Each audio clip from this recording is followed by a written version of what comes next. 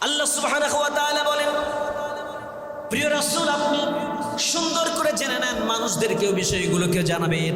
আল্লাহর হাবিবকে আল্লাহ তাআলা ওহী নাযিল করে জানিয়ে দেন, আলাম তারা কাইফা ফাআলা রাব্বুকা বিআসহাবিল ফিল। ইয়া রাসূলুল্লাহ, কি আপনি কি দেখেন নাই আপনার রব হস্তি বাহিনীর সঙ্গে কেমন আচরণ করেছিল? আলাম ইয়াজআল কাইদাহুম ফি তাদলিল, তাদের সমস্ত চক্রান্তটাকে নস্যাৎ করে দিয়েছিলেন তিনি কে? আল্লাহর হাবিব আপনি শুনে নেন, হস্তি বাহিনীর আব্রাহার লোকজনকে দলবদ্ধ সেনাবাহিনীদেরকে নিয়ে এসে সশস্ত্র বাহিনী যখন আল্লাহর ঘর মসজিদকে ভাঙতে আসলো, ভাঙতে আসার সময় হস্তি বাহিনীদেরকে সাথে করে নিয়ে যখন নিয়ে এসেছিল, আল্লাহ রব্বুল আলামিন তাদের সমস্ত চক্রান্তটাকে নস্যাৎ করে দিয়েছিলেন। তাদেরকে দুনিয়ার জমিনে শেষ করে দেওয়ার জন্য আল্লাহ রব্বুল আলামিন কি করলেন? ওয়া আরসালা আলাইহিম তায়রান আবাবিল। আল্লাহ রব্বুল আলামিন আরসালা প্রেরণ করেছেন, তাদের উপরে নাজিল করে দিলেন, আলাইহিম তাদের উপরে তৈরন পাখি নাজিল করলেন, আবাবিল সাকে যাকে পাখি পাঠিয়ে দিলেন, সাকে যাকে পাখি পাঠিয়ে দিলেন। শুধু পাখি এমনিতে আসে নাই, আল্লাহ তাআলা জানিয়ে দিচ্ছেন সে পাখিদের সাথে কি ছিল? তারমিহিম বিহিজারাতিম মিন সিজিল, তাদের কাছে কঙ্কর ছিল, পাথরে কঙ্করগুলো নিয়ে এসে তারা কি করলেন? সেগুলো প্রত্যেকটার কাছে 3টা করে কঙ্কর ছিল, তারা একটা দুই পায়ে 2টা রেখেছে। তাফসীরে কিতাবের ভিতরে এসেছে একটা ঠোঁটে রেখে ছোটে এসেছে। কোন হাতির উপরে পড়বে, কোন ব্যক্তির উপরে পড়বে, তাফসীরে কিতাবের মধ্যে এসেছে প্রত্যেকটা পাথরের সঙ্গে ওই ব্যক্তিগুলোর নামটা পর্যন্ত আল্লাহ লিখে দিয়েছিলেন। আলাম তারা কাইফা ফাআলা রাব্বুকা বিআসহাবিল ফিল আলাম ইয়াজআল কাইদাহুম ফি তাদলিল ওয়া আরসালা আলাইহিম তায়রান আবাবিল তারমিহিম বিহিজারাতিম মিন সিজিল ফাজআলাহুম কাআসফিম মাকুল। সাদাকাল্লাহুল আযীম। শুকর সে মহান রবের দরবারে যে জাল্লা শানুহু আমাদেরকে পবিত্র জুমাবারে একত্রিত হবার তৌফিক দিয়েছেন, সে আল্লাহ সুবহানাহু ওয়া তাআলার দরবারে অজস্র অসংখ্য শুকর জ্ঞাপন করছি, বলে উঠছি আলহামদুলিল্লাহ। শতকোটি দরুদ এবং সালাম পড়ে নিচ্ছি সাইয়্যিদুল মুরসালিন খাতামুন নবিয়্যিন রাহমাতাল লিল আলামিন সাইয়্যিদুল কাওনাইন সাইয়্যিদুস সাকালাইন মুরুদুল আলের প্রতি, আমাদের প্রিয় রাসূলের প্রতি সবাই বলছে সাল্লাল্লাহু আলাইহি ওয়াসাল্লাম। সবাইকে জানাচ্ছি আমার পক্ষ থেকে মোবারকবাদ এবং সালাম। আসসালামু আলাইকুম ওয়া রাহমাতুল্লাহি ওয়া বারাকাতুহু। জানতে চেষ্টা নিচ্ছি আপনারা সবাই কেমন আছেন? আলহামদুলিল্লাহ, আল্লাহ আমাদের সবাইকে ভালো রাখুন। আলহামদুলিল্লাহ আলা কুল্লি হাল, সর্বাবস্থায় আমরা বলবো আলহামদুলিল্লাহ। সম্মানিত সুধী, সম্মানিত মুসলিম কেরাম, আজকে আমি সূরা ফিল থেকে আলোচনা করার জন্য একটা প্রস্তুতি নিয়েছি। সংক্ষিপ্ত সময় তো শেষ করা যাবে না, জাস্ট সারাংশটুকু না আমি আপনাদের সামনে উপস্থাপন করবো ইনশাআল্লাহ। এটা আমি কেন নিলাম? আজকের এই সূরাটা আমার মনে হলো, আপনারা জানেন সম্প্রতি বাংলাদেশের পার্শ্ববর্তী একটি দেশ, যে দেশটাকে আমরা বলি বন্ধু প্রতিম দেশ, বন্ধু দেশ, আমাদের সবচেয়ে নিকটে যে দেশটা, সে দেশের নাম কি? ভারত। ইংরেজিতে ইন্ডিয়া আর বাংলায় ভারত। আরেকটা নাম আছে হিন্দুস্তান। নাম কি আছে একটা? হিন্দুস্তান। এই ভারত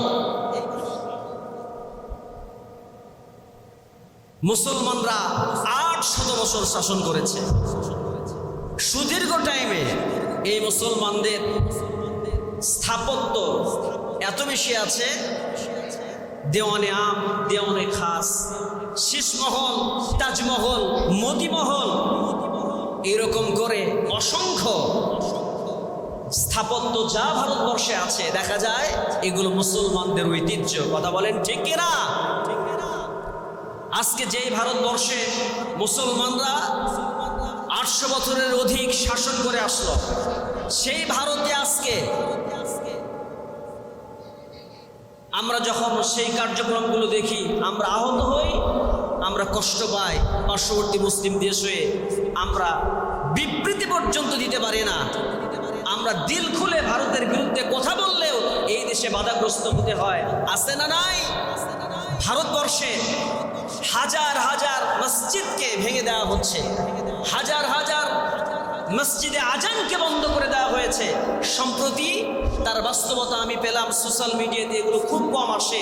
আমাদের দেশেও দেখবেন যে আজকে অনেক বিষয় নিয়ে, কার বিয়ে হয়েছে, কোন নেতা কোন জায়গায় গেছে, কি হয়েছে না হয়েছে, যেগুলো সংবাদের ভিতরে পড়ে না, যেগুলো সংবাদ মাধ্যমে আসা উচিত না, এমন সমস্ত সংবাদগুলো আমরা দেখতে পাই।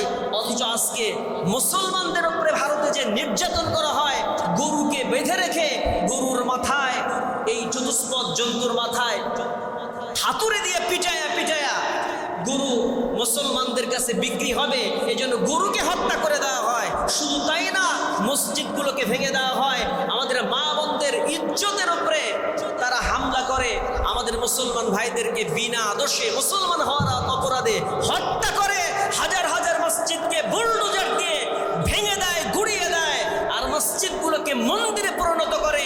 এগুলো খবরে বাংলাদেশের এই মিডিয়াগুলোতে প্রচার কিন্তু হয়। এই বাংলাদেশে কোনো মিডিয়াতে এগুলো প্রচার করে না।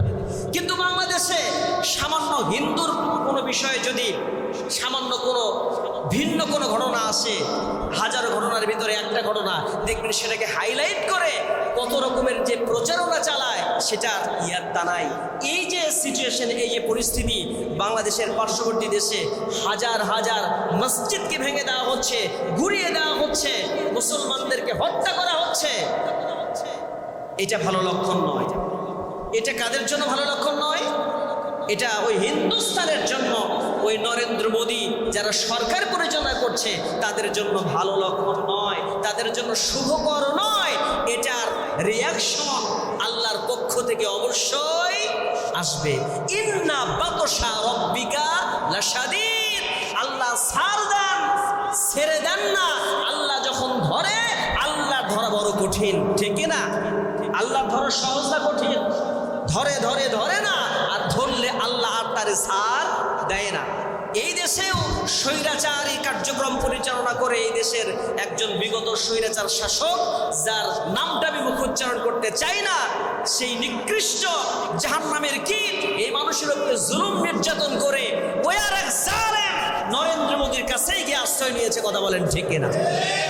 যেই স্বৈরাচার নরেন্দ্র মোদীর কাছে নিরাপত্তা পায়, যেই দেশে তাসলিমা নাসরিনের মতো কুলাঙ্গার মহিলারা সেই জায়গায় রাজকীয়ভাবে থাকে, মুসলমানদের যে উপরে যারা বিদ্বেষ পোষণ করে, যারা কোরআন হাদিস নিয়ে কটূক্তি করে, তাদেরকে যারা শেল্টার দেয়, তারা কখনো মুসলমানদের বন্ধু হতে পারে না।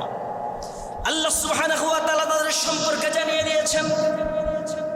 আল্লাহ বলছেন, পৃথিবীর মানুষ শোনো, মসজিদ যারা ভেঙে দিচ্ছে, ঘুরিয়ে দিচ্ছে, মসজিদে যারা আঘাত করছে, মসজিদকে যারা মন্দিরে পরিণত করছে, আল্লাহ রাব্বুল আলামিন সাবধান মানে উচ্চারণ করে সূরা বাকারার 114 নম্বর আয়াতের ভিতরে জানিয়ে দিলেন, ফি খরাবিহা উলাইকা মা কানা লাহুম আন ইয়াদখুলুহা ইল্লা খাইফিন في الدنيا خزي ولهم في الآخرة عذاب عظيم। জোরে বলি আল্লাহু আকবার। আল্লাহ সুবহানাহু ওয়া তাআলা বলেন, পৃথিবীর মানুষ শুনে রাখো, ফি খরাবিহা উলাইকা মা কানা লাহুম, এই পৃথিবীর জমিনে যার চাইতে বড় জালেম আর কে হতে পারে পৃথিবীতে?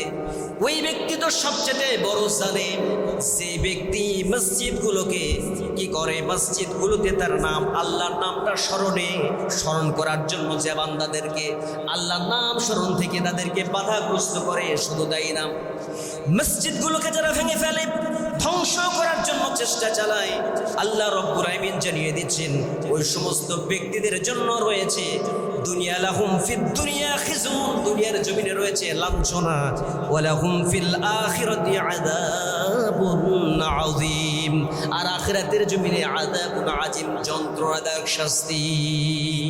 কার পক্ষ থেকে? আল্লাহর পক্ষ থেকে। দুনিয়া তাদের জন্য লাঞ্ছনা, অপমানজনক অবস্থা তো তৈরি হবে, এবং জাহান্নামে মৃত্যুবরণ করার পরে তারা জাহান্নামে যাবে, আযাবুন আযীম, যন্ত্রণাদায়ক শাস্তি দেওয়া হবে, আযীম আযাব, মারাত্মক রকমের ভয়াবহ শাস্তি তারা পরিণত হবে। প্রিয় ভাই আমার কেমন যেন মনে হচ্ছে আল্লাহর হাবিব সাল্লাল্লাহু আলাইহি ওয়াসাল্লাম ঘোষণা করেছিলেন আজ থেকে প্রায় ১৫০০ বছর পূর্বে আল্লাহ রাসূল সাল্লাল্লাহু আলাইহি ওয়াসাল্লাম এই পৃথিবীবাসীকে জানিয়ে দিয়েছেন। কি জানিয়ে দিয়েছেন? হিন্দুস্তান নিয়ে রাসূল সাল্লাল্লাহু আলাইহি ওয়াসাল্লামের একটা হাদিস কিন্তু রয়েছে। আল্লাহর হাবিব সাল্লাল্লাহু আলাইহি ওয়াসাল্লাম হিন্দুস্তান নিয়ে যে হাদিসটা বলেছিলেন সেটা কি? হিন্দুস্তানের সাথে মুসলমানদের একটা যুদ্ধ হবে। কি হবে কথা বলেন তো? গাজওয়াতুল হিন্দ, হিন্দুস্তান দেশে যে মুসলিমদের একটা যুদ্ধ হবে, গাজওয়াতুল হিন্দ যাকে বলা হয়। তো এই যে যুদ্ধ হবে, সেই যুদ্ধ হবার আগে একটা সিচুয়েশন লাগে, একটা পরিবেশ পরিস্থিতি লাগে না? অর্থাৎ আপনি এক জায়গায় ধান লাগাবেন, তার আগে কি সুন্দর করে জায়গাটাকে পরিষ্কার করতে হয়, আগাছা যাতে দমন হয় সে জায়গায় সার, বিষ, কীটনাশক প্রয়োগ করতে হয়। অনেক প্রসেসিংয়ের পরেই তো সে জায়গায় একটা মানুষ ধান লাগায় বা একটা গাছ লাগায়, ঠিক না? ঠিক তেমনি করে ভারতবর্ষে যে যুদ্ধ হবে, যুদ্ধের একটা প্রক্রিয়া লাগবে, একটা প্রসেস লাগবে কি লাগবে না? যুদ্ধ হওয়ার আগে জুলুম করতে হবে, যুদ্ধ হওয়ার আগে ওই দেশের মানুষের উপরে আক্রমণ করতে হবে, নিরীহ যারা, বঞ্চিত শোষিত, বঞ্চিত যারা দুর্বল, তাদের উপরে জালেম দুর্বলের উপরে নির্যাতন করবে। ভারতবর্ষে মুসলমানরা সংখ্যাগরিষ্ঠ না সংখ্যালঘু? সংখ্যালঘু। তাহলে সংখ্যালঘুদের উপরে নির্যাতন হবে, জুলুম হবে, মুসলমানদের মসজিদ ভাঙবে, মুসলমানদেরকে হত্যা করবে, মুসলমানদের মা বোনদেরকে ধরে নিয়ে যে পুশিং করে। একটা মহিলা বাজার করতে গেছে মুসলিম নারী, তাকে জোরপূর্বক ধরে নিয়ে এসে বাংলাদেশের বর্ডারের কাছে নিয়ে এসে জোর করে ভারত থেকে বাংলাদেশে পাঠায় দেয়, পুশিং করে দেয়, ভিসা পাসপোর্ট কোনো কিছু ছাড়া বর্ডারে এসে ধাক্কে এ পাশে পার করে দেয়। এটাকে বলা হয় পুশিং। আছে না নাই? এই কাজগুলো করে। এই যে কাজগুলো করতেছে, এই কাজগুলো আমি মনে হয় এই কথাটা ভুল হবে না যে এইটা রাসূল সাল্লাল্লাহু আলাইহি ওয়াসাল্লাম যে বলে গেছেন গাজওয়াতুল হিন্দ হবে, এই হিন্দুস্তানের এই সমস্ত নরপিচারদের সাথে যে মুসলমানদের যুদ্ধ হবে, সে যুদ্ধের একটা প্রসেসিং চলছে। কথা বল ঠিক না?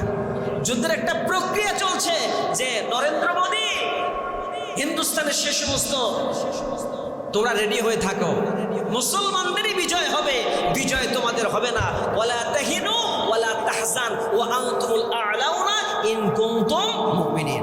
বিজয় মুসলমানদেরই হবে, মুসলমানদের জন্য কোনো টেনশন নাই। প্রিয় ভাই আমার, আর যারা মসজিদ ভেঙে দেয়, মসজিদকে যারা ভাঙবে, মসজিদের উপরে যারা আক্রমণ করবে, তাদের স্মরণে রাখা উচিত আল্লাহর হাবিব সাল্লাল্লাহু আলাইহি ওয়াসাল্লামের উপরে ওহী নাজিল করে জানিয়ে দিয়েছিলেন যে আব্রাহা নামক একটা জালেম বাদশা ছিল, খ্রিস্টান একজন বাদশা ছিল, ইয়ামান থেকে হস্তি বাহিনী নিয়ে মক্কা নগরীতে ওই হাতিরিয়া আল্লাহর ঘর বাইতুল্লাহকে ভেঙে দেওয়ার জন্য আক্রমণ করেছিল। মনে আছে না আপনাদের ঘটনা?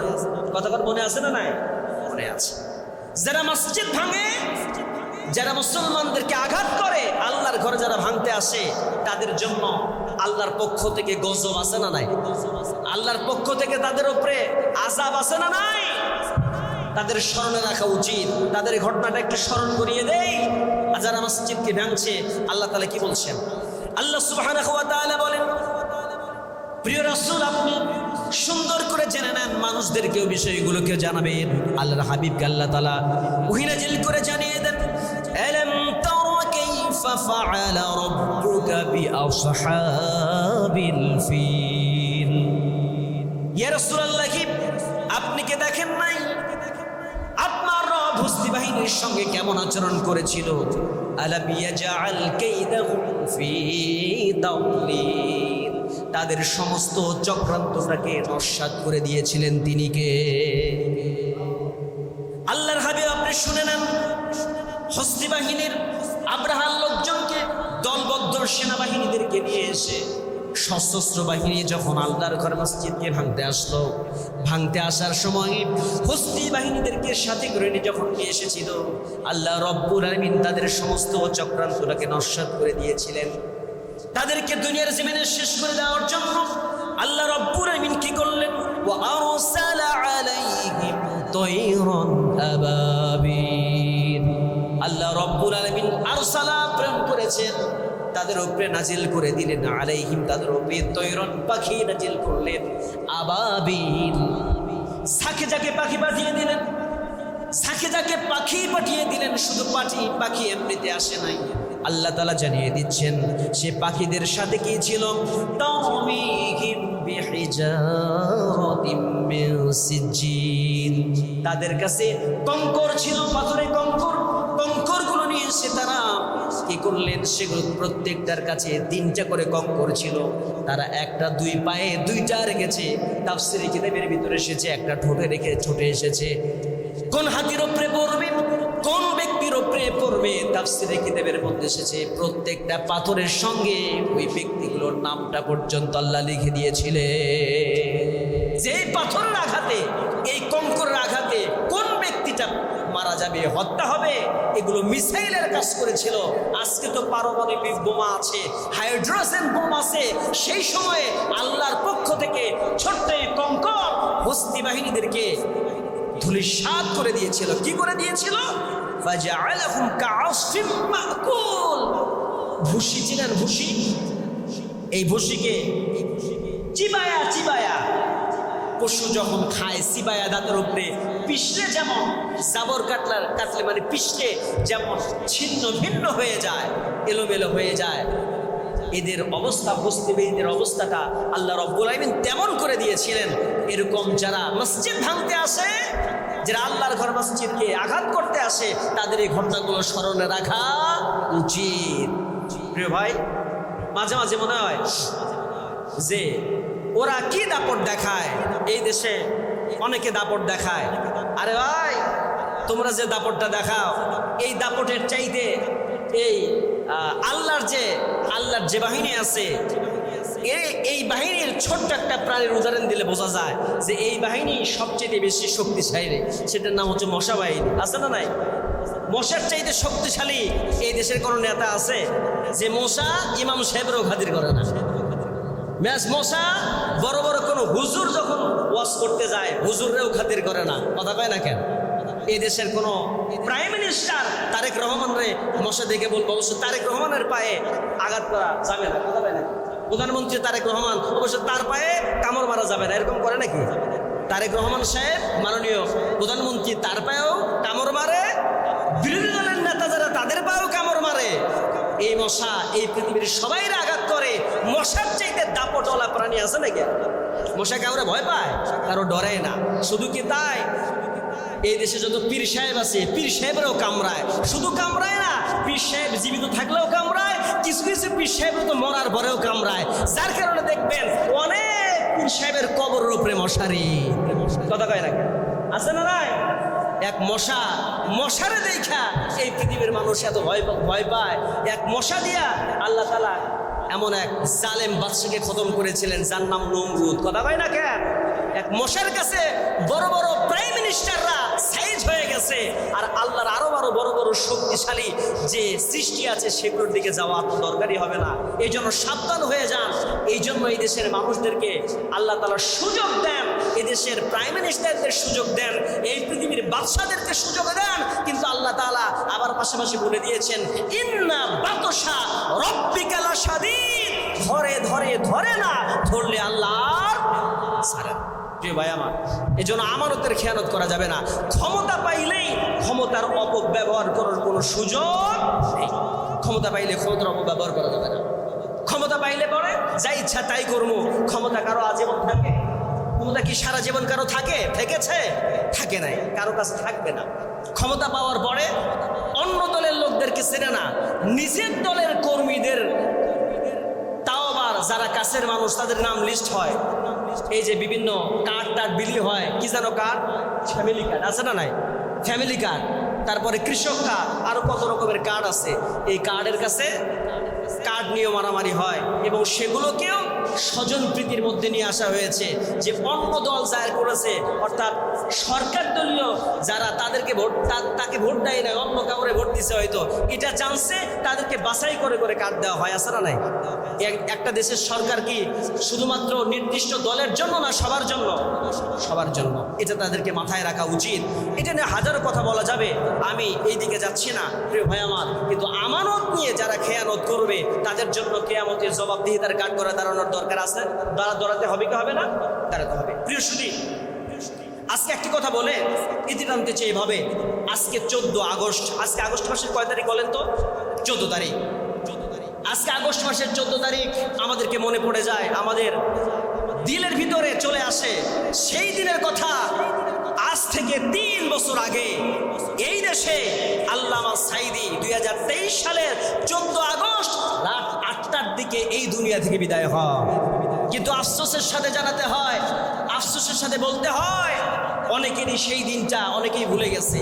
এই বাংলাদেশে প্রায় 30 বছর আগে সালমান শাহকে ডন হত্যা করেছিল সামিরা, তার স্ত্রীর সহযোগিতার শ্বশুর, শাশুড়ি এবং স্ত্রী সবাই মিলা, আরো ডন সহ কয়েকটা মিলা সালমান শাহকে হত্যা করেছে। 30 বছর পর তার বিচার কার্যক্রম শুরু হয়, ডনকে গ্রেফতার করা হয়। অথচ 3 বছর হয়ে গেল, আল্লামা সাঈদীকে কারা হত্যা করলো তাদেরকে নিয়ে আজ পর্যন্ত কোনো কমিশন গঠন হলো? আজ পর্যন্ত কোনো তদন্ত কমিটি গঠন হলো না যে আল্লামা সাঈদী কি স্বাভাবিক মৃত্যু হয়েছে নাকি তাকে ইনজেকশন পুশ করে মারা হয়েছে। বঙ্গবন্ধু শেখ মুজিবুর রহমান মেডিকেল কলেজ হাসপাতালে তাকে যে নিয়ে যাওয়া হলো, সুস্থ মানুষ বেডের উপরে দেখলাম, হাস্যোজ্জ্বল চেহারা। কিছুক্ষণ পরে সংবাদ আসলো রাত 8:30 আল্লামা সাঈদী আর দুনিয়াতে নাই। আল্লামা সাঈদী সুস্থভাবে মৃত্যুবরণ করেন নাই, তাকে ইনজেকশন পুশ করে মারা হয়েছে। এরকম হাজারো কথা আমাদের সমাজে প্রচলিত আছে না নাই? এবং সেই কথাগুলোর ভিতরে কথাগুলো ভিত্তিহীন নয়, সেই কথাগুলোর পিছনে অবশ্যই কারণ আছে।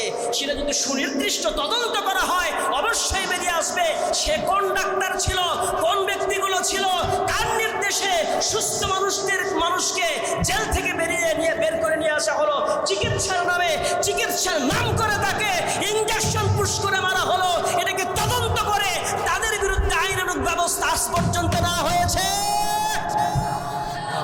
কেন নেওয়া হয় নাই? কারণ কেঁচো খুঁড়তে কি বের হয়ে যাবে? কেঁচো খুঁড়তে তো সাপ বেরিয়ে যাবে, এই জন্য নেওয়া হয় না। সালমান শাহর বিচার হয় যেই প্রশাসনের মাধ্যমে, যে আইনের মাধ্যমে। আল্লামা সাঈদী মাথায় টুপি ছিল, আল্লামা সাঈদী প্রকৃত মুসলিম, আল্লামা সাঈদী গরিবের বন্ধু ছিলেন, আল্লামা সাঈদী দেশে ভালো কিছু চেয়েছেন, এই জন্য কি তার বিচার বন্ধ থাকবে? কথা বলেন, বন্ধ থাকবে? এটা স্মরণে রাখা উচিত, এটা মনে রাখা উচিত। 30 বছর পরে যদি একজন নায়কের হত্যা মামলা নিয়ে যদি সেই মামলা কার্যকর যদি 30 বছর পরেও হয়, আল্লামা সাঈদীর যদি এই বাংলাদেশে যদি ইসলাম কায়েম হয় কোনোদিন 60 বছর পরে হলেও আল্লামা সাঈদীর বিচারে এই বাংলাদেশে সাঈদী সাহেবকে কে বা কারা হত্যা করেছে তার বিচার এই দেশে হবে ইনশাআল্লাহ।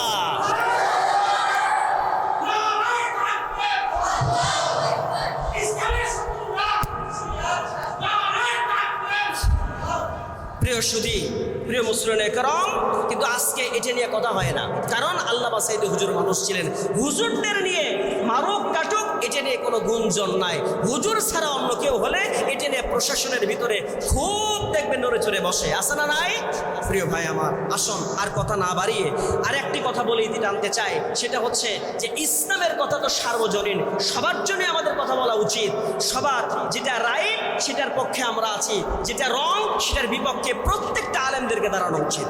আজকে জানেন, সম্প্রতি একটা তথ্য দিই আপনাদেরকে, সেই তথ্যটা হচ্ছে 141 কোটি কোটি টাকা ব্যয়ে জুলাই আন্দোলন যারা করেছে, সেই জুলাই আন্দোলনের সে সমস্ত স্মৃতিচারণের জন্য, সেই স্মৃতিগুলোকে মানুষের সামনে দেখানোর জন্য কবর তৈরি করা হয়েছে, পাশাপাশি ভাস্কর্য তৈরি করা হয়েছে। আপনারা জানেন না এটা? এদেশে ভাস্কর্য তৈরি হয়নি। তাহলে বঙ্গবন্ধু শেখ মুজিবুর রহমানের ভাস্কর্য যদি হারাম হয়, জিয়াউর রহমান সাহেবের, মরহুম প্রেসিডেন্ট, শহীদ প্রেসিডেন্ট জিয়াউর রহমান সাহেবের ভাস্কর্য যদি হারাম হয়, তাহলে এই দেশে জুলাইয়ে যারা নিহত হয়েছে, যারা শহীদ হয়েছে, তাদের স্মৃতি নিয়ে যদি কোনো ভাস্কর্য তৈরি হয়, সেটাও হারাম, হারাম এবং হারাম। কথা কয় না কেন? কিন্তু এটা নিয়ে অনেক আলেম ওলামাদেরকে কথা বলতে দেখা যায় না। আছে আছে, এটা নিয়ে কথা নাই। কিন্তু আল্লাহ রাসূল সাল্লাল্লাহু আলাইহি ওয়াসাল্লাম একটা হাদিস বলে গেছেন। সেই হাদিসটা কি? বুখারী শরীফের 5950 নম্বর হাদিস। হাদিসটি শুনুন। আল্লাহর হাবিব সাল্লাল্লাহু আলাইহি ওয়াসাল্লাম বলেছেন, ইন্না আশাদ্দান নাসি আযাবান ইনদাল্লাহি ইয়াউমাল কিয়ামাতিল মুসাউফিরুন। আল্লাহর হাবিব সাল্লাল্লাহু আলাইহি ওয়াসাল্লাম বলেছেন, কিয়ামতের দিনে আল্লাহর কাছে সবচেয়ে কঠিন শাস্তি পাবে ওই সমস্ত মানুষগুলো যারা ছবি অঙ্কন করেছে, প্রতিকৃতি নির্মাণ করেছে, যারা মূর্তি বানাইছে এবং ছবি অঙ্কন করেছে। এদেরকে কিয়ামতের সবচেয়ে বেশি শাস্তি দেবেন তিনি কে? আল্লাহ। তাহলে বঙ্গবন্ধুর শেখ মুজিবুর রহমানের মূর্তি যদি হারাম হয়, তাহলে একজন হুজুরের ছবি মূর্তি বানাইলো হালাল হবে নাকি? সবার জন্য একই আইন। ইসলামের আইন কখনো দুইটা না। এই জন্য আসুন, যেটা ন্যায় সেটার পক্ষে আমরা আছি, যেটা অন্যায় সেটার বিপক্ষে আমাদেরকে দাঁড়াতে হবে। প্রিয় ভাই আমার, এই জন্য আর কথা না বাড়িয়ে যে কয়েকটা বিষয় আজকে আলোচনা হলো, আল্লাহ আমাদেরকে সেই বিষয়ে সঠিক বুঝ দান করুন এবং সঠিকভাবে আমল করার তৌফিক দান করুন। ওয়া আখির দাওয়ানা আলহামদুলিল্লাহি রাব্বিল আলামিন।